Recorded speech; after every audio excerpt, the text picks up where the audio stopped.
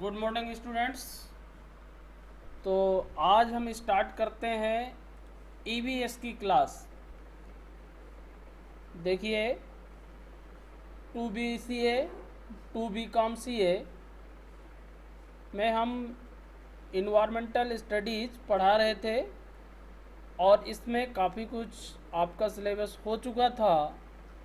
तो आप लोग ध्यान दीजिए, मैं इस क्लास को पुनः स्टार्ट कर रहा हूँ ऑनलाइन के माध्यम से, और यूट्यूब पे मैं वीडियो बनाकर आप लोगों को भेजूंगा।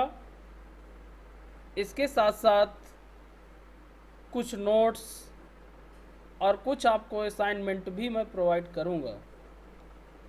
लेकिन मैं आपको ये बताना चाहता हूँ कि आपको मैंने असाइनमेंट दिया हुआ था बहुत पहले और उसकी डेट भी दी थी। मुझे उम्मीद है कि सभी लोगों का असाइनमेंट कंप्लीट हो गया होगा। जैसे ही कॉलेज ओपन होगा आपको असाइनमेंट सबमिट करना होगा। इस बात को सभी लोग ध्यान दें। 2 BCA और 2 BCom दोनों स्टूडेंट्स ध्यान दें कि आपको असाइनमेंट कंप्लीट करके रखना है। मैंने क्वेश्चंस दे दिया था और सबमिट करने की डेट भी दी थी, लेकिन इधर कॉलेज ना ओपन होने के कारण आप असाइनमेंट सबमिट नहीं कर पाए हैं। लेकिन आप सभी लोग असाइनमेंट कंप्लीट करके रखें। एग्जामिनेशन के पहले इंटरनल एवल्यूएशन के लिए असाइनमेंट सबमिट करना अनिवार्य होगा, और जैसे ही कॉलेज ओपन होगा आपको असाइनमेंट सबमिट करना होगा। तो अब स्टार्ट करते हैं क्लास। तो पहले तो मैं आपको सिलेबस बता देता हूं कि हमको कहां से पढ़ना है और कहां तक हम पढ़ चुके हैं। तो पहले तो BCA वाले ध्यान दें, मैंने सिलेबस इस पर डाउनलोड करके रखा है। देखिए, आपका ये EVS का सिलेबस था, इन्वायरमेंटल स्टडीज हमारा सब्जेक्ट था। फर्स्ट यूनिट हमारी कंप्लीट हो गई थी। इसकी definition, scope, importance and need, public awareness, ये सब कुछ हमने पढ़ा हुआ था। इसके बहुत सारे रिसोर्सेस भी हमने सीखे थे। Water resources, land resources, forest, deforestation क्यों हो रहा, ये सब कुछ हमने पढ़ लिया था। और अगली यूनिट में हम पढ़ रहे थे इकोसिस्टम। इकोसिस्टम भी मैंने आपको कुछ बढ़ा दिया था, उसका कॉन्सेप्ट, स्ट्रक्चर, फंक्शन। इकोसिस्टम भी हमारा कंप्लीट हो गया था। इसके अंदर हमने देखा था food chains, food web, ecological pyramids, ये सब कुछ हमने पढ़ा हुआ था। आप ध्यान दीजिएगा। इसके साथ साथ मैंने फंक्शनल भी इकोसिस्टम बताया था। Forest ecosystem, grassland ecosystem, dessert ecosystem, aquatic ecosystem, ये सारे मैंने बताया हुआ था। अब यहाँ से आपको ध्यान देना है, जो 2 BCA है, हमको इसमें पढ़ना है ये बायोडाइवर्सिटी, इंट्रोडक्शन बायोडाइवर्सिटी। यहाँ से हमको स्टार्ट करना है बायोडाइवर्सिटी से। तो हम इसको आपको आगे पढ़ाने वाले हैं, बायोडाइवर्सिटी। और इसके अंतर्गत इसकी डेफिनेशन, कितने टाइप की बायोडाइवर्सिटी, क्या होता है, कैसे यूज किया जाता है, हॉट स्पॉट्स इसके क्या हैं, इंडिया में बायोडाइवर्सिटी का कहाँ पर है, और प्लस इसके थ्रेट्स क्या हैं, बायोडाइवर्सिटी से मतलब कौन से ऐसे थ्रेट्स हैं, वो भी हम पढ़ेंगे। तो ये आपका 2 BCA का सिलेबस हुआ। इसी प्रकार से मैं एक बार आपको BCom वालों को भी समझा देता हूँ कि BCom में कहाँ तक हम पढ़ चुके हैं। BCom के स्टूडेंट भी ध्यान दें, चूँकि ये हमारी कंबाइन क्लास है। 2 BCA और BCom दोनों के स्टूडेंट पढ़ रहे हैं। देखिए, BCom आप लोगों का सिलेबस ये है, मैंने इसको डाउनलोड किया हुआ है, आप लोग देख लीजिएगा। माखनलाल की स्लाइड में पढ़ा भी है, आप वहाँ से साइट से सिलेबस को डाउनलोड कर भी सकते हैं। और हमने इस पे देखिए, आप लोग भी साथ में पढ़ रहे हैं। इंट्रोडक्शन टू एनवायरमेंटल स्टडीज ये पढ़ा हुआ है, आपका इकोसिस्टम पहले दिया हुआ है, आप भी इकोसिस्टम पढ़ चुके हैं। मैंने कुछ बोला भी था कि आपको इकोसिस्टम के कुछ डायग्राम्स आपको बनाना है, जैसे यहाँ दिया है grassland ecosystem, dessert ecosystem, aquatic ecosystem, इनके बहुत सारे डायग्राम्स होते हैं, वो आपको कंप्लीट करना है। इन्हीं से रिलेटेड मैंने असाइनमेंट भी दिया था और उसमें ये डायग्राम बनाने के लिए भी बोला हुआ था। तो आपकी फर्स्ट यूनिट भी कंप्लीट हो चुकी, और सेकंड यूनिट में भी आप पढ़ चुके हैं नेचुरल रिसोर्सेस। वही कुछ रिन्यूएबल रिसोर्सेज पाए जाते हैं, नॉन रिन्यूएबल रिसोर्सेज, ये सब हमने पढ़ा हुआ था। Land resources, deforestation, okay, water resources, energy resources, energy में हमने renewable resources, non renewable resources, ये सब कुछ पढ़ा हुआ था। आपके भी इसमें बायोडाइवर्सिटी है, यहाँ पे थर्ड यूनिट में बायोडाइवर्सिटी एंड कंजर्वेशन, यानी कि उसका संरक्षण करना। बायोडाइवर्सिटी क्या है, लेवल ऑफ बायोलॉजिकल डाइवर्सिटी, और प्लस कंजर्वेशन, उसका संरक्षण हम कैसे करेंगे। तो आपको भी यही पढ़ना है, बायोडाइवर्सिटी और प्लस उसका संरक्षण। आप दोनों सिलेबस आगे मैच करते जाइएगा। देखिए मेरा हमारा जो मेन टॉपिक्स है, देखो यही बचे हुए हैं, बायोडाइवर्सिटी। इसके बाद हमको पॉल्यूशंस पढ़ना है, ये आपका चैप्टर दिया हुआ है बीकॉम में। इसके बाद ह्यूमन कम्युनिकेशन जो आपका दिया हुआ है एनवायरनमेंट के साथ, वो हमको पढ़ना है, कम्युनिकेट्स कैसे करते हैं। और इसी के अंदर पॉपुलेशन वगैरह भी कुछ रहेंगे चैप्टर्स, वो पढ़ना है बीकॉम में। और इसी प्रकार से बीसी वालों को भी मैं बता देता हूँ, बायोडाइवर्सिटी हमारा है। इसके बाद देखिए सीधा दिया एनवायरमेंटल पॉल्यूशंस, हम पॉल्यूशंस पढ़ेंगे, कितने प्रकार के होते हैं, कैसे फैलते हैं। फिर कुछ social issue and the environmental, social issue होते हैं एनवायरमेंटल के, मतलब वही अवेयरनेस, हम कैसे एनवायरमेंट को अपना स्वच्छ बना सकते हैं, कैसे सही रख सकते हैं जिससे हमको आगे भविष्य में प्रॉब्लम्स ना हो। और फिर फिफ्थ यूनिट में आपके भी दिया human population and the environment. इस प्रकार से ये चैप्टर्स बचे हुए हैं, तो मैं इनको कंटिन्यू वीडियो आपको बना बना के भेजूँगा, आपको पढ़ते चलना है। प्लस आपके कुछ नोट्स डायग्राम से भी भेजूँगा, उनको भी आप बनाते चलिएगा। तो चलिए अब स्टार्ट करते हैं क्लास। और यहाँ पे मैं ये भी क्लियर कर दूँ, आपको हिंदी और इंग्लिश में दोनों में पढ़ाने की कोशिश करूँगा, जिससे आपको कोई भी प्रॉब्लम ना हो। देखिए पहले तो मैं ये आपको दिखा देता हूँ, बायोडाइवर्सिटी डेफिनीशन क्या होती है, कैसे यूज़ किया जाता है, ये हमने यहाँ पे बनाया हुआ है। आपको समझाता हूँ मैं कि बायोडाइवर्सिटी क्या है। देखिए हिंदी में इसको जैव विविधता कहते हैं, बायोडाइवर्सिटी। और बायोडाइवर्सिटी क्या होती है, मैं आपको एक पहले बेसिक कॉन्सेप्ट यहाँ क्लियर कर देता हूँ। देखिए हमारी पृथ्वी पर विभिन्न प्रकार के जीव पाए जाते हैं और बहुत प्रकार की वनस्पतियाँ भी पाई जाती हैं, कुछ सूक्ष्म जीव भी होते हैं, और कई प्रकार की प्रजातियाँ भी पाई जाती हैं। ये एक अनुमानित संख्या है, यहाँ पे देखिए दी गई है, लगभग 50 लाख से 5 करोड़ के मध्य है। यानी कि इसकी संख्या, जो विभिन्न प्रकार की प्रजातियाँ हमारे देश में पाई जाती हैं, हमारे पृथ्वी पर, देश में क्या सभी जगह, उसमें से 50 लाख से लेकर 5 करोड़ हैं। और प्रत्येक वर्ष लगभग 15,000 नई प्रजातियों की खोज की जाती है, और ये एक दूसरे पर डिपेंड होती है। ये भी मैं आपको बता दूं, ये बायोडाइवर्सिटी यदि नहीं होगी तो हम एक दूसरे में जो हमको भोजन मिलता है, खाने को मिलता है, उसकी कहीं ना कहीं प्रॉब्लम क्या हो जाएगी, जनरेट हो जाएगी। क्यों? हमने फूड चेन पढ़ा हुआ था, हमने देखा था कि एक प्रजाति दूसरे पर क्या है, डिपेंड है। इस प्रकार से डिपेंडेंसी होती है, तो इस डिपेंडेंसी को बनाए रखना भी तो जरूरी है। यदि एक एग्जांपल के तौर पे आप देखिए, यदि सभी लोग शाकाहारी हो जाएंगे, सभी लोग शाकाहारी हो जाएं, तो कहीं ना कहीं प्रॉब्लम्स जनरेट हो जाएगी। इसीलिए इस प्रॉब्लम से बचने के लिए ऐसा कॉन्सेप्ट है, बायोडाइवर्सिटी का कॉन्सेप्ट पाया गया है कि हर प्रजाति अपने अकॉर्डिंग अलग अलग भोजन को क्या करती है, निर्धारित करती है। इससे क्या होता है, संतुलन, बैलेंसिंग बना रहता है। तो इस बात को आपको ध्यान रखना है और इसको पढ़ना है। आप देखिए ये जो प्रजातियां पाई जाती हैं, इनमें से कुछ प्रजातियां दुनिया भर में पाई जाती हैं, कुछ प्रजातियां कुछ विशेष स्थान पर पाई जाती हैं। ऐसा नहीं है हम कह दें कि हमारे यहाँ जो प्रजातियां पाई जाती हैं वो सब जगह पाई जाती हैं, ऐसा भी नहीं होता है। कुछ प्रजातियां सब जगह पाई जाती हैं, कुछ ऐसी होती हैं जो विशेष स्थानों में। आपको मालूम है कुछ जगह एलिफेंट्स पाए जाते हैं, है ना, कुछ जगह नहीं पाए जाते हैं। हर प्रकार के फॉरेस्ट होते हैं, अलग अलग फॉरेस्ट के आधार पे प्रजातियां भी पाई जाती हैं। इसी प्रकार से कुछ समुद्र में रहने वाली प्रजातियां हैं, कुछ नदियों में, एक्वेटिक मतलब जो हमने पढ़ा हुआ था इकोसिस्टम, उसके अकॉर्डिंग भी पाई जाती हैं। तो इसमें अब आपको जो विशेष रूप से ध्यान देना है, इन प्रजातियों का सबसे ज़्यादा नुकसान हो रहा है, आप देख भी रहे हैं। और उसका सबसे जो मेन कारण है वो क्या है, डेवलपमेंट और दूसरा शहरीकरण।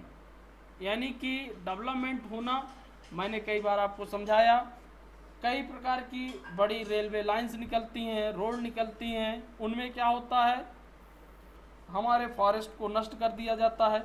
जब फॉरेस्ट नष्ट होता है तो उसमें रहने वाली प्रजातियां क्या हो जाती हैं, खत्म हो जाती हैं।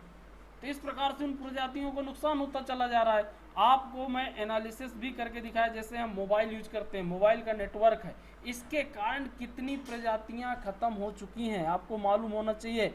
इसके जो नेटवर्क है, वायरलेस जो नेटवर्क है चल रहा है हमारा, तो कहीं ना कहीं ये कई प्रजातियों को नुकसान पहुंचा रहा है।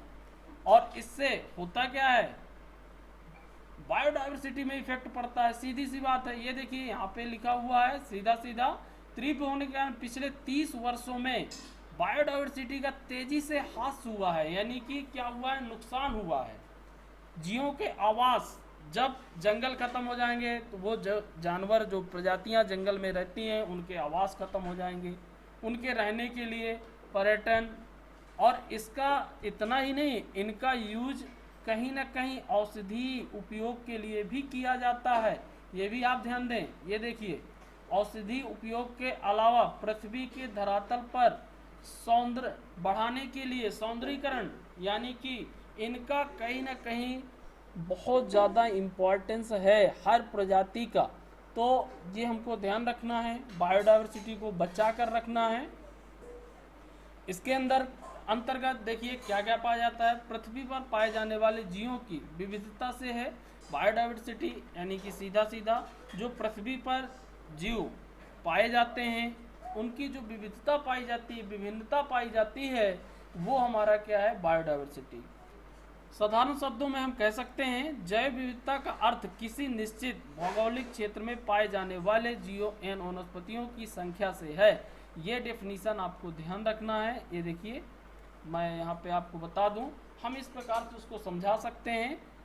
बायोडाइवर्सिटी का अर्थ है किसी निश्चित भौगोलिक क्षेत्र के पाए जाने वाले जीवों एवं वनस्पतियों की संख्या से है तथा इसका संबंध पौधों के प्रकारों, कितने प्रकार के पौधे पाए जाते हैं, प्राणी सूक्ष्म जीव कितने प्रकार के पाए जाते हैं, वो कैसे होते हैं, ये सब कुछ क्या कहलाता है, बायोडाइवर्सिटी। ओके,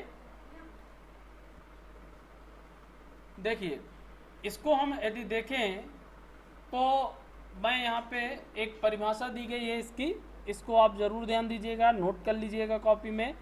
जैव विविधता समस्त स्रोतों तथा अंतर क्षेत्रीय, स्थलीय, सागरीय एवं अन्य जलीय पारिस्थितिक तंत्रों के जीवों के मध्य अंतर और साथ ही उन सभी पारिस्थितिक समूहों जिनके ये भाग हैं पाए जाने वाली सभी विविधताएं हैं।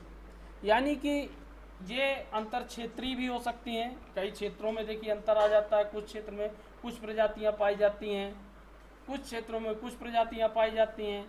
स्थानीय, स्थान का भी अंतर आ जाता है, सागरी, सागर में, जल में, इस प्रकार से अलग अलग क्षेत्रों में अलग अलग प्रकार की प्रजातियां पाई जाती हैं। इनमें से एक प्रजाति के अंदर पाई जाने वाली विविधता, अब एक जैसे प्रजाति है उसमें भी तो कई प्रकार की भी प्रजातियां पाई जाती हैं। जैसा कि आपको मालूम है, एक कोई भी यदि हम प्रजाति उठाएं तो उसके अंदर भी कई प्रकार की विभिन्नता पाई जाती है, यानी कि उसमें कई जातियां होती हैं, कई प्रकार के होते हैं, तो उनको भी हमको समझना है। और इनका सबका अलग एक इम्पोर्टेंस होता है, हमारे इन्वायरमेंट को ये बना के रखते हैं।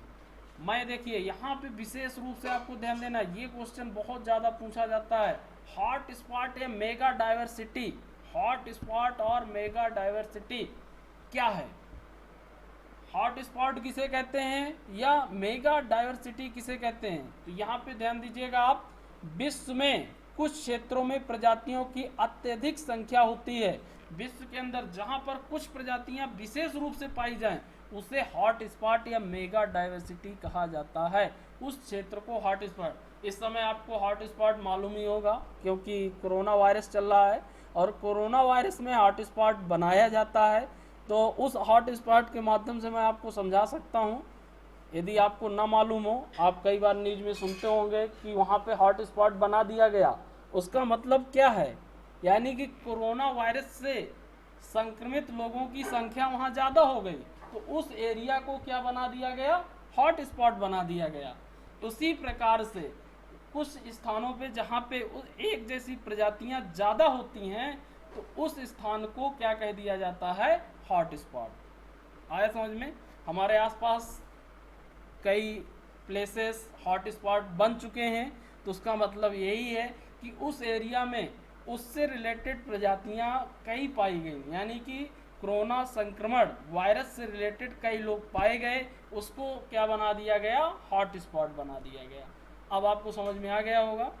तो उसी प्रकार से जिस एरिया में या जिस क्षेत्र में कई प्रजातियां अत्यधिक पाई जाती हैं, उसको क्या कह दिया जाता है, हॉट स्पॉट या मेगा डाइवर्सिटी। ये ध्यान दें, ये आपके सिलेबस में भी क्वेश्चन दिया होगा। देखिए मैं यहाँ पे आपको दिखा भी दूं, बायोडाइवर्सिटी हम पढ़ रहे हैं, अभी टाइप हमको पढ़ना है। ये देखिए हॉट स्पॉट ऑफ बायोडाइवर्सिटी, ये दिया हुआ है आपका, ध्यान दीजिए यहाँ पे, हॉट स्पॉट ऑफ बायोडाइवर्सिटी, इसको आपको विशेष रूप से ध्यान देना है।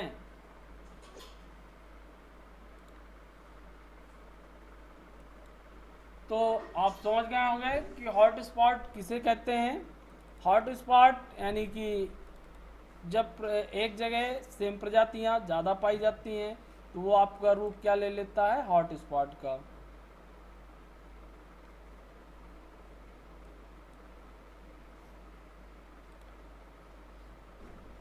मैं इसको फिर से ओपन कर लेता हूं। इसी प्रकार से देखिए, अभी तो हमने बायोडाइवर्सिटी में इसकी डेफिनेशन पढ़ी।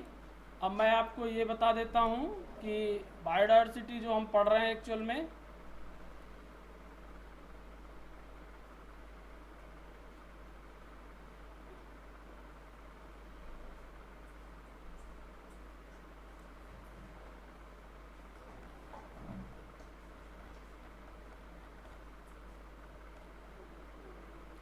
उसमें कितने प्रकार की बायोडाइवर्सिटी का यूज किया जाता है या टाइप ऑफ बायोडाइवर्सिटी क्या है, ये हम आगे पढ़ रहे हैं।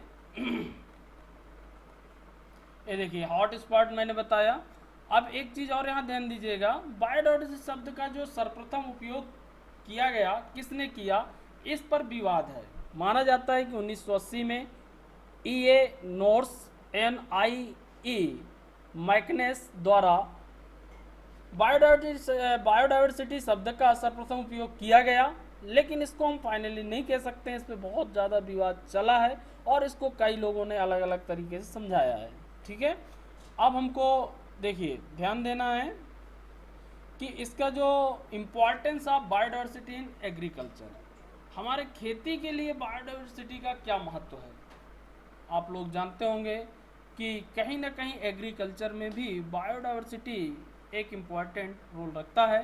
तो वो क्या है, देखिए बायोडाइवर्सिटी जो है वो खेती के लिए कैसे, यहाँ पे खेती पर डिपेंडेंसी होती है। कृषि में लगभग 940 प्रजातियाँ बीमारियों और अन्य कारणों जैसे प्रदूषण से खतरे में आ चुकी हैं। आपको मालूम है, मैं कई बार समझाया भी हूँ, कई ऐसी प्रजातियां हैं जो हमारे एग्रीकल्चर को क्या करती हैं, बेनिफिट्स भी पहुंचाती हैं, और कई ऐसी प्रजातियां भी हैं जो एग्रीकल्चर को नुकसान भी पहुंचाती हैं। लेकिन दोनों का होना आवश्यक है। यदि हम बैलेंसिंग नहीं करते हैं तो कहीं ना कहीं प्रॉब्लम है। अब हम इसको समझते हैं, थ्रेट टू बायोडाइवर्सिटी। बायोडाइवर्सिटी से क्या खतरा है, मैं आपको बता दूं, क्लाइमेट, जलवायु परिवर्तन, बढ़ते प्रदूषण, ये सारे हमको क्या प्रदान कर रहे हैं, थ्रेट्स, बायोडाइवर्सिटी के खतरे को बढ़ा रहे हैं। हमारा जो वाटर्स है, हमने पढ़ा था, वाटर रिसोर्सेज पढ़ा हुआ था, पूरा पॉल्यूटेड होता जा रहा है, यानी कि कहीं ना कहीं उसमें प्रदूषण बढ़ता जा रहा है। लेकिन यदि देखें हम, लॉकडाउन के कारण कई जगह आपको इसका इफेक्ट पड़ा है, तो देखिए ये फ़र्क होता है। हमने उसका कहीं ना कहीं यूटिलाइजेशन रोका। आपने देखा लॉकडाउन में बहुत सारे यूटिलाइजेशन रुके, कई वाहन बंद हुए, व्हीकल्स बंद रहे, ठीक है, कई प्रकार के ट्रांजैक्शन नहीं हो पाए, कई लोग रुके रहे, घर में क्वारंटाइन रहे। इससे हमको कहीं ना कहीं इन्वायरमेंट में इफेक्ट पड़ा है और हमारा इन्वायरमेंट, क्लाइमेट चेंज हुआ। तो इसी को कहते हैं कि यदि हमको अपने इन्वायरमेंट को सही रखना है तो कहीं ना कहीं हमको जो भी हम यूज करते हैं, कंजर्वेशन, उसके संरक्षण को ध्यान में रखते हुए उसका यूटिलाइजेशन करना चाहिए। यदि हम बात करें तो सबसे ज़्यादा जो इसका इफेक्ट पड़ता है तो प्रजातियों के आवास पर पड़ता है। सबसे ज़्यादा जो थ्रेट है बायोडायवर्सिटी में, जो प्रजातियां हैं उनके घर पर। जब उनके घर ही नहीं रहेंगे तो फिर वो रहने का सवाल ही नहीं है। एक एग्जांपल समझिए आप, मान लीजिए जंगल ही नहीं है, तो जो प्रजातियां जंगल में रहती हैं वो रहेंगे कहाँ? घर में तो नहीं रह सकते ना, शहर में तो नहीं रह सकती ना वो प्रजातियां। उनको तो फॉरेस्ट की आवश्यकता है, लेकिन जब फॉरेस्ट ही नहीं होगा तो प्रजातियां भी नहीं होंगी। इसी प्रकार से यदि नदियां नहीं होंगी तो नदियों में रहने वाली प्रजातियां नहीं होंगी। तो ये हमको सबसे ज़्यादा इफेक्ट कर रहे हैं। जैसे मैंने यहाँ पे देखिए हाईलाइट किया है, जिसके कारण बहुत सारी प्रजातियां या तो विलुप्त हो गई हैं अत्यधिक दोहन होने के कारण, यानी कि अत्यधिक प्राकृतिक रिसोर्सेस के यूज होने के कारण। हमने प्राकृतिक रिसोर्सेस को बहुत ज़्यादा यूज किया है। नेचुरल रिसोर्सेस जो हैं उनको हमने ज़्यादा से ज़्यादा यूज किया है। यदि हम ज़्यादा यूटिलाइजेशन उनका करते हैं तो कहीं ना कहीं वो प्रजातियां नष्ट हो जाती हैं और उनके आवास नष्ट हो जाते हैं, जिसके कारण बहुत सारी प्रजातियां विलुप्त हो गई हैं और या तो विलुप्त होने के कगार पर है। यानी कि अब उससे क्या हो रहा है, वायु एवं जल प्रदूषण के बढ़ने से अनेक बीमारियां पैदा हो रही हैं। जब वो प्रजातियां नहीं होंगी तो उनका प्रदूषण बढ़ेगा। आप छोटा सा एग्जांपल लीजिए, मान लीजिए जल है, नदी है, नदी में मछली का रोल क्या होता है आपको मालूम है? यदि नदी में मछलियां होती हैं तो उनका क्या रोल है? उस जल को वो साफ रखती हैं, यानी कि उसमें जो कुछ भी होता है उसको खाती हैं वो, तो उससे जल क्या होता है, साफ होता रहता है। लेकिन जब जल ही नहीं होगा तो मछली भी नहीं होगी।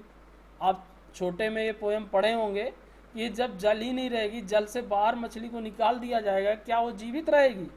नहीं रहेगी। तो जल ही नहीं है तो मछली भी नहीं है, तो उससे क्या हो रहा है, पोल्यूशन बढ़ेगा, सीधी सी बात है, फिर बीमारियाँ। इसी प्रकार वायु में जो बहुत सारी चिड़ियाँ होती हैं, ये आपको मालूम होना चाहिए, सबका एक रोल है। जैसे आप छिपकली से भी डरते होंगे, घर में छिपकली भी पाई जाती है, लेकिन उसका भी एक इम्पोर्टेंस होता है। छिपकली मच्छरों को खा जाती है, कई ऐसे छोटे मोटे कीड़े होते हैं उनको खा जाती है। मेढक है, मेढक यदि घर में रहते हैं तो मेढक बहुत से छोटे छोटे जो कीड़े होते हैं उनको खा जाते हैं। तो सबका एक रोल है। और यदि ये प्रजातियां ही विलुप्त हो जाएंगी तो कहीं ना कहीं फिर पोल्यूशन तो बढ़ेगा, और बीमारियां, जब पोल्यूशन बढ़ेगा तो बीमारियां पैदा होंगी। आज हम देख ही रहे हैं, विश्वव्यापी बीमारी से एक जूझ रहे हैं जो महा बीमारी का नाम ले रहा है। तो कहीं ना कहीं प्रजातियों की इफेक्ट से, और इसको भी आप देख रहे हैं क्यों जनरेट हुई है, कैसे जनरेट हुई है, इस महामारी को भी आप जान रहे हैं। कहीं ना कहीं नेचुरल रिसोर्सेज को छेड़ा गया है, तभी तो ये बीमारी आज पैदा हुई और आज इतना ज़्यादा इफेक्ट हर जगह डाल रही है।